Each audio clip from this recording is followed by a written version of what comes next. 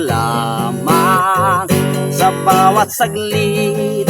Ikaw ang siyang ligaya, tanging pag-asa ng buhay ko, at wala nang iba.